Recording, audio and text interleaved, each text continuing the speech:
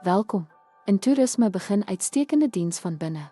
Interne bemarking gaan daaroor om werknemers as interne kliënte te waardeer. Wanneer personeel gemotiveerd, ingelig en bemagtig is, lewer hulle natuurlik beter diens, wat gastetevredenheid en handelsmerktrouheid verhoog.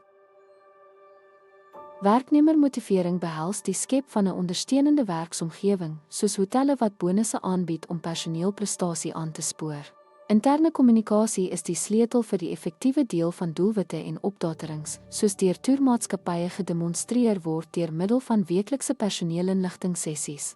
Opleiding en ontwikkeling is daarop gemik om werknemers toe te rus met die nodige vaardighede wat uitgelig word deur toerismerade wat gidsopleidingswerkswinkels aanbied.